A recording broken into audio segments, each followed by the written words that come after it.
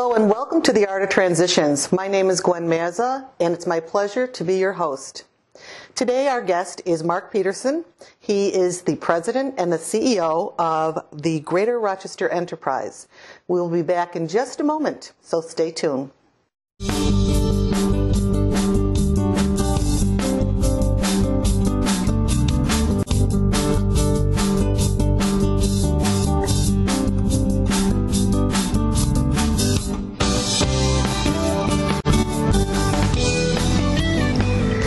Welcome back to the Art of Transition. Again, our guest today is Mark Peterson. Thank you for coming. Thank you for having me, Gwen. Mark is the CEO and president of Rochester Enterprise and Greater Rochester Enterprise.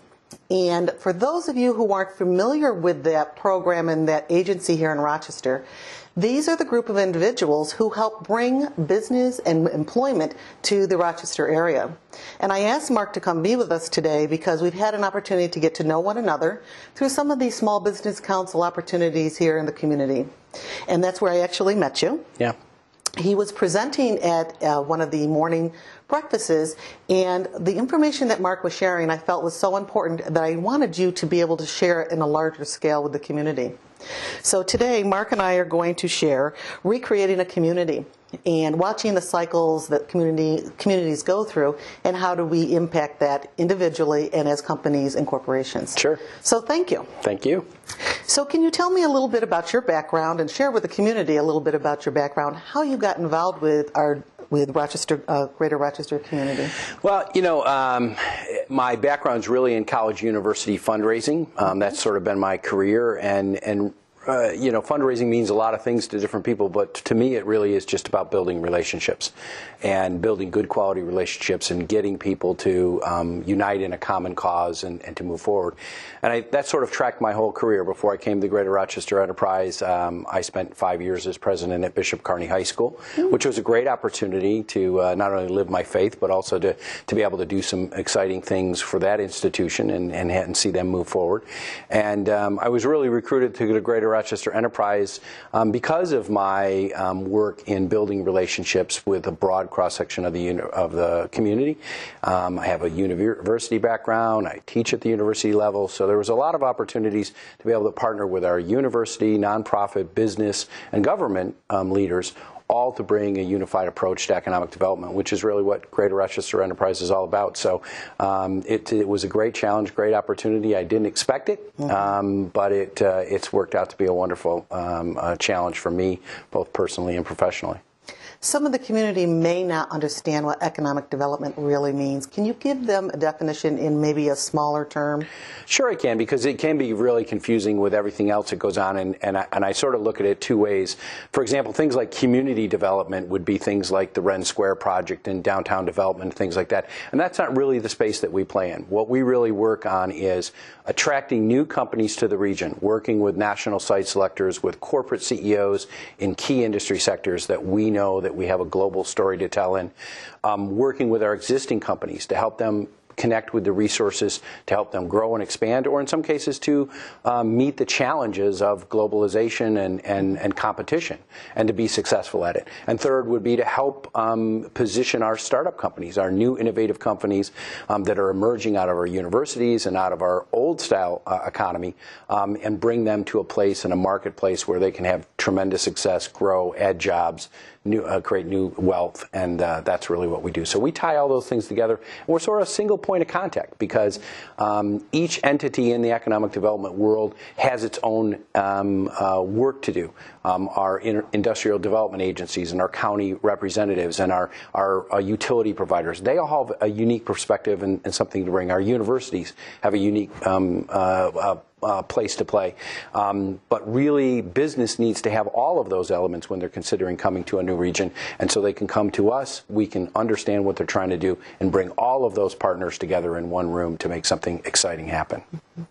As you and I have had some great conversations, and I do appreciate them, and one of the things that I'm aware of is you've talked about the impact that each of us as individuals can play to help really begin to shape the culture of Rochester a little differently. We have gone through major cycles of corporate and company coming in and how they've produced different products and how that has changed over the years and how the services have gone from local to more globalization, as you and I have talked about. Looking at where we are today, we are definitely a different picture than we were 10 years ago. We are. When we were 20 years ago, where we were 30 years ago, and 40 years ago. When we look at the snapshot of Rochester today, what are some of the things that you think we can begin to do as individuals in the community that can help promote the desire for companies to want to come here, to create those jobs for our children and their children?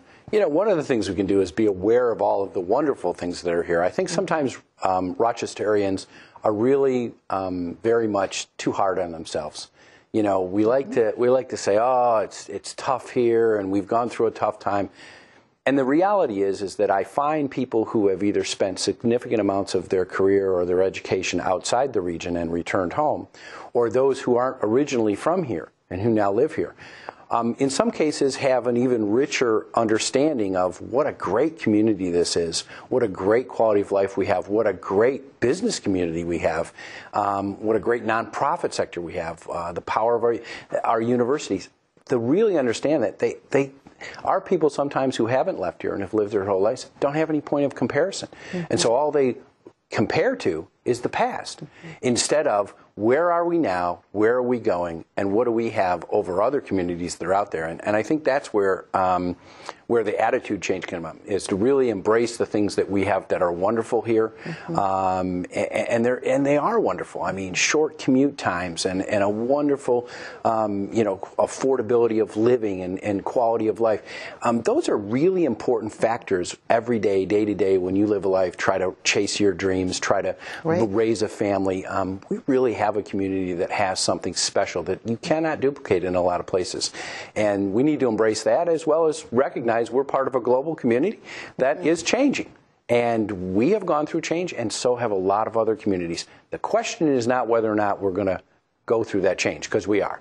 The question is going to be, how quickly do we embrace it, and do we make it a positive, and do we run hard to make sure that we leverage all the assets that we have as a community? And that's a lot of the work that we do at Greater Rochester Enterprise. Well, one of the really neat pieces to being in your program, as well as understanding that change, is you and I talked about really what the art of transition is. And with the art of transition, there always needs to be an ending. Something has to stop or cease.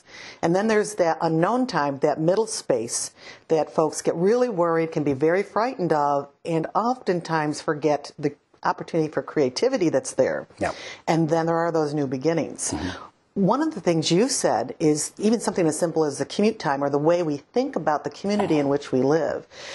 I think it's probably pretty typical that everybody might, be a little hard on their community and make statements that may have truth to them, and yet if you want to really frame it in another way, it can be very, very positive.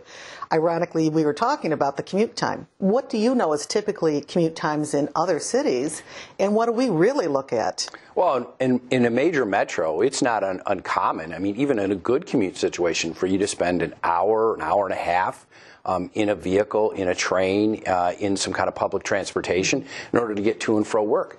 And just think about what that means. An hour and a half to get to work on time at 8 o'clock. Got to leave minimum at 6:30, got to be up at 5:30. All right?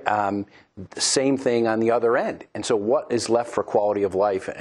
When here, I live in Webster. Mm-hmm. I have a downtown office. I get in my car, in 12 minutes, I'm at my home. Mm-hmm. That's a fact. And so the amount of time I can spend productively at the office mm-hmm. and still make it for dinner and have a family life is much more enhanced here. Mm-hmm. Makes our workforce more productive, makes us more productive, makes us have a better quality of life. And that's just one factor, mm-hmm. that one factor alone. That one little factor, because I'm very aware, too. My office is in Brighton, and I live in Spencerport, and it is literally, with no traffic, it's really just a 12-minute ride in. Now and then I do catch a snowstorm, sure. And I even find myself, if I'm going to grumble about sitting on the expressway for 40 minutes or 30 minutes, because I'm typically in my office no longer than 20 minutes in. Mm-hmm. Yeah. It's a 20-minute ride in, and I am very grateful because I can catch my daughter's games or, the activities the kids are in, have a great dinner with my husband, and then there's actually time, and you're talking quality of life, of downtime. Right. Downtime and quiet time where I can get my thoughts together, I can be more thoughtful in my relationships. And all those pieces impact our health. Yep. our wellness, Yep. our being able to be centered, and then also our attitudes. I don't know if folks really understood and really appreciated the impact of how they communicate about Rochester and communicated about the place in which we live impacts those around us. Yeah. And that's why, things even like commute times, for example, people underestimate those kinds of factors. We've been rated consistently as one of the top highest quality of life communities in the country. We've been rated consistently for the quality of our health. Not only because we have wonderful health services here in this community, but because we lack some of those stressors that you have in some other major metros. So there are some trade-offs here, and I think if people really understand and look at the whole picture, I like to joke all the time even about our weather, because we get a bad rep for our weather all the time. And I've been giving speeches around the community and saying, look, embrace it when it snows, because what that is fresh water falling from the sky. And the reality is, look at the newspapers around the country, Atlanta, the Southwest, the Southeast, California, where they have brush fires and everything because it's so dry. There are communities that are absolutely being devastated because of a lack of fresh water. And 7% of all the fresh water in the entire world is in our backyard. And so, there's always two sides to every coin. And I just tell people, hey, next time it snows, look at it a little differently, because I think if you really, really take some time to think about it, you'd be really excited about the fact that we get snow and that we get 4 seasons and that we have this wonderful opportunity in this community. So another piece to that is not only the beautiful weather we really do have and the challenges. Why Rochester? Coming in, why do we want to bring new businesses to Rochester? Well, I think you need to bring new businesses to Rochester, one, to complete this transition that the community is going forward. No doubt everybody understands that we're going from a manufacturing-based to a knowledge-based economy. We are, and so is the rest of the world. Technology has changed. Just look at what we use every day now. Everything from Blackberries to VCRs to, VCRs, that's old style stuff. Now it's TiVo and all this other stuff. The technology is just moving so rapidly, and we have to adapt to that. We have to move to that kind of thing, and that's where the future and the jobs are. Clean technology, green jobs. We didn't even hear about that 3 years ago. Now it's the hottest thing on the planet, and where huge economic growth and stimulus is going into. So, we just need to be adaptable. We need to change. Bringing new jobs, new industries helps us to do that. And there's good reason why those industries and those jobs want to be here. We have what they need. We have a great quality of life. We also have a workforce that is the envy of the world. We are among the most productive people in the world, not just the United States, in the world. Do you think our community really knows that? I don't think they know it. I don't think they know it to that extent. I don't think they value it. Because it's so much a part of who we are, whether it was grandfather and father working at Kodak and working long hours and doing a great job and building a great empire company. People don't understand. We just take it for granted. Well, of course this is what you do. Just like when it snows a foot in the morning, you just get up, shovel it out, and still go to work. That's not the way it is in the other parts of the world, and it's not even in other parts of this country. We are the most, by any productivity figure, any figures worldwide, we are the most hardworking, most productive country in the world, and this community is at the top of that schedule. So what's neat about our community is we're that productive, we're that hardworking, and we also have this great quality of life. Boy, when you put that together, that's a real attraction, but we have to sing that voice. We have to go out there and not only prove it to ourselves in our own community and understand those comparisons, but also to the rest of the world. Because those are things I can do calculations on, and I can sit down with a CFO and I can say, let's talk about what that increased productivity, that work ethic, that educational level, that intellectual density quotient, as it were, what that will mean for your company's bottom line. That's how you sell Rochester. Let's talk more about the intellectual density quotient. You and I had talked about that at breakfast the other day. Yeah. Can you share more with the community what you mean by that? Well, intellectual density quotient is actually something that we fashioned a little bit in order to do some benchmarking. And you and I have talked about the fact that I'm a little bit suspicious of benchmarking, because benchmarking is limiting. So, okay, I'm the best there is. So what? I want to be the best we can be. I want us to achieve way beyond that. So we started looking at certain factors like, number of patent per worker, commute times, educational level of our community, number of our professions, number of our trained workforce that are in knowledge-based economic activities, a number of PhDs, number of companies that have been rated as best places to work for in the United States. When we look at all of those kinds of factors and we put it together in sort of a quantitative methodology, we find that this community is one of the top, and we're trying to verify because we think we are the very top, the top community in the United States as far as intellectual density quotient. And that's what's needed in a knowledge-based economy. A knowledge-based economy is about its innovation. It's about its people. It's about its brain power, if you will, and its work ethic. And we have all of those things. So we're just using IDQ as a way to tell that story to the rest of the world that, hey, we got what you're looking for. It's intellectual density quotient, and it's right here in Rochester. I'm certain that much of our audience, you're very aware we have great colleges and universities right in all around us. And sometimes I think, again, we don't realize how important that is, especially moving forward with this need and this drive for knowledge-based work industry. Can you express a little bit more, explore a little more with us what you really mean about a knowledge-based companies, groups, and what that's going to look like? Well, thanks. We talk about something in there about really talent development, because that's the real challenge here. Now, we have great colleges, universities, everything from our leading research institutions like RIT and U of R, our very technical training institutions, our great community colleges like MCC, GCC, and all the others, and all of our four-year institutions, both state and private. There's just a huge opportunity educationally here in this community, and a brain trust that we can draw upon. But even those institutions are going through their own strategic changes. How will they address the needs of the future? How will they be innovative? How will they continue to better partner with business? How will they better partner with their communities to solve challenges like healthcare and innovation and new technologies and political concerns? All of those things are all being dealt with right here. So I think that's tremendously important. The other thing I think is as important is you can have this wonderfully trained knowledge-based set of educated people.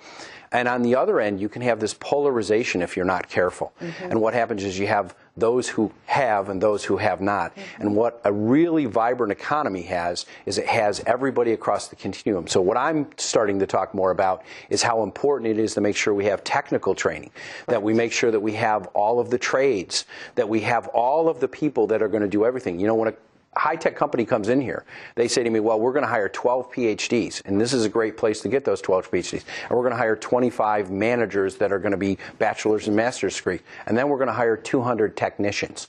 And they're very specializedly trained. They're very specifically trained. And for that reason, we need to make sure that there's a great integration between business, our community colleges, our workforce development teams to get that kind of thing done, because it's those who have the talent that will win in this next century. So the word is talent and knowledge. Yeah. It's not just workforce, because workforce is not enough. Right. It's really talent and knowledge. And it may be as simple as it's talent of keeping yourself healthy. It's talent of being able to have a good quality of life. It's talent to be able to put all the pieces together and work as a team. Those are talents. And those are talents that are going to be tremendously important to communities in the future. If you don't have them, if you have the skills now, you need to develop them. If you don't have them, you need to get them, or you're going to lose. One of the other things you and I have started to talk about and expand on is really the way in which folks work together, and the ways in which the word management is going to change, and the world of management will change, hence why some of the MBA programs and all are going through shifts and changes of their own. What are you beginning to notice for yourself as a CEO, as the president, the way in which you work with the people? And I'm going to use that word because that's what's changing. Yeah. How do you begin to work with the people, and how do you begin to become more of that serving leader as you move forward in your role as the president and CEO? Well, you've struck on it. It really is a concept of servant leadership, and it's one that's always been the part of Greater Rochester Enterprise, from our first CEO to Dennis Mullen, who was CEO before me. That was a huge thing for him, and we've continued with that theme. Servant leadership is tremendously important, because you're right. It's no longer a hierarchical structure. I'm here, I'm there. You do it because I'm your boss and I say so. If you can't empower people to be able to really be creative and innovative and really do above and beyond what might be in any kind of job description or anything, then you're really going to be undermanned, undergunned, and likely be upside down compared to other people who are able to bring that kind of a team approach to things. So even though somebody's got to have a captain or somebody who's got to have fiduciary responsibilities for an organization and everything just like ours, and that happens to be my role, one of my roles with the team right now, I do really consider, as you know, my team a team. I have great respect for all of them. Several of my people have already been CEOs in their own right in other organizations. And so I have no illusions that somehow, I know everything. In fact, I'm probably the biggest generalist we have. I know the least specifically. I have experts in a lot of different areas that I can draw on as resources in order to make sure that we can get a great experience together for a company coming into this region. It's interesting because as we talk about management being evolutionary, that's what you and I talked about, recreating a community, the actual name of this program today. And that's all about evolution. It is. Would you like to express some of your thoughts and experiences about us beginning to shape our mindset in Rochester and around the world globally about moving more towards that real evolutionary process of world of work, bringing companies in that whole concept? I mean, it's so big I can't even wrap my arms around it sometimes. So wherever you'd like to start. Well, it's changing from the concept of competition to collaboration. And organizations that might have had disparate agendas now have to partner and work together. And collaboration, I like to tell everybody all the time, is very messy. It's not always pretty, and it takes time. It takes trust. It takes integrity. It takes people who are human and full of their own set of faults. And I think you're beginning to see that in this community and a lot of communities. We saw it first with the change in leadership at a lot of our colleges and universities. Now you're seeing other organizations like ours and others begin to bring in new leadership.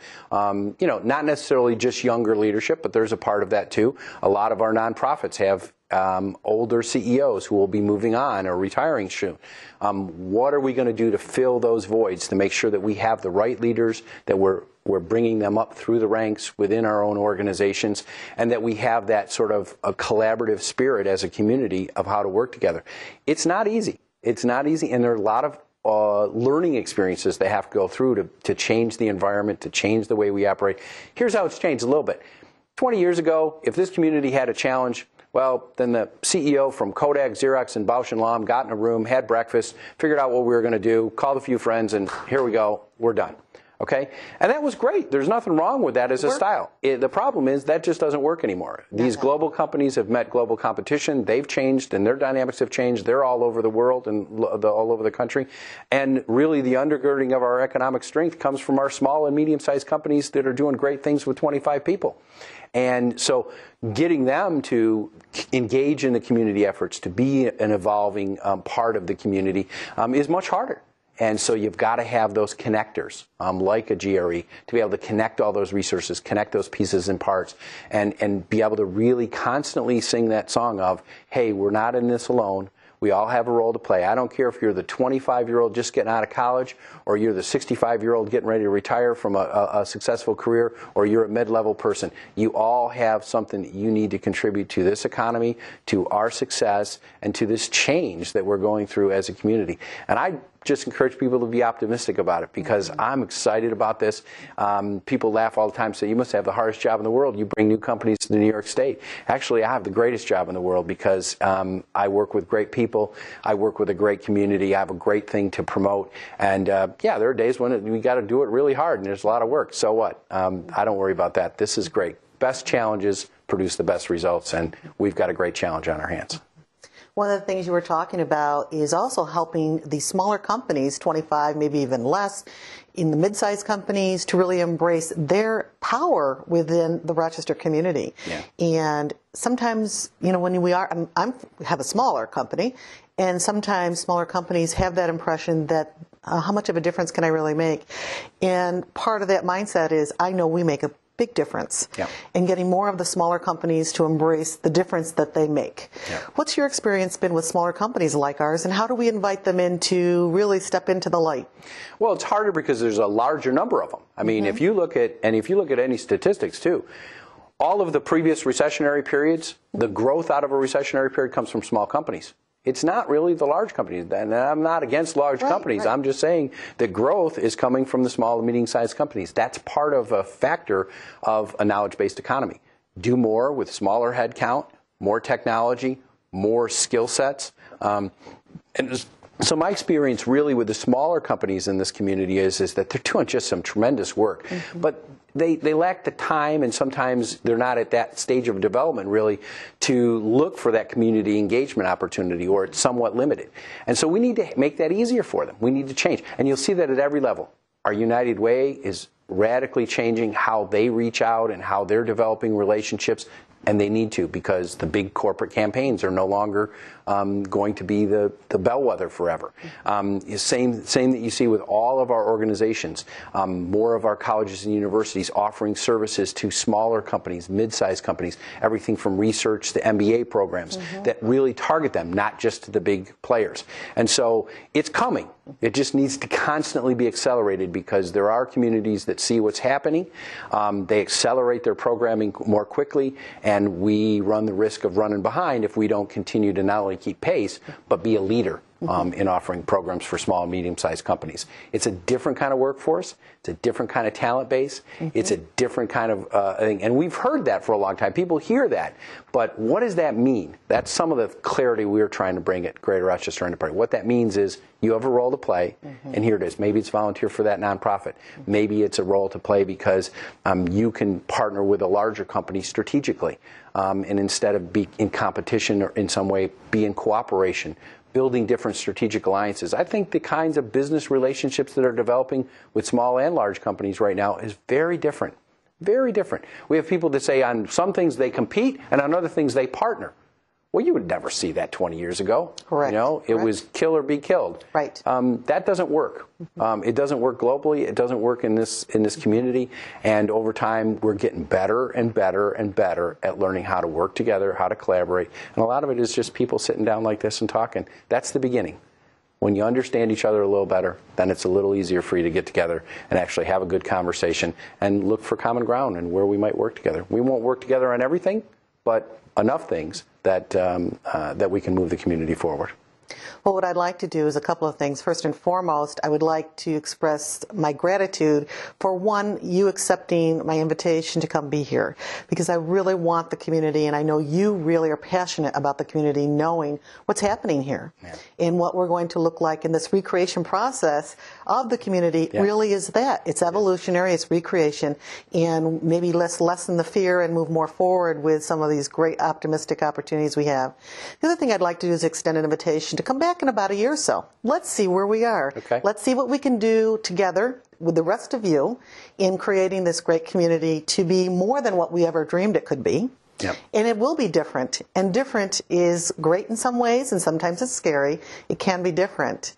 But on that note, I'm just so pleased to be with you, Mark, and to have had the opportunity to meet you. Thanks. And I just want the whole community to see your great face. Thank you. Thanks for being with us. My pleasure. My pleasure. Well, I hope everybody will keep embracing things.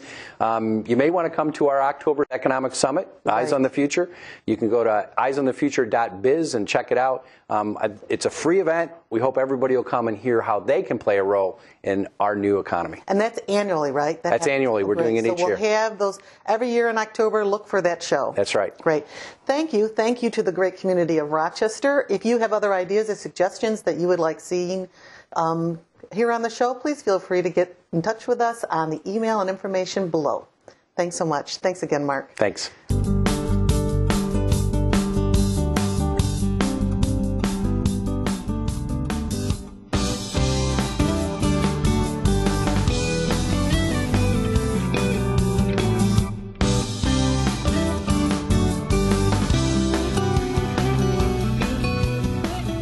This program was produced through Penfield Community Television in Penfield, New York.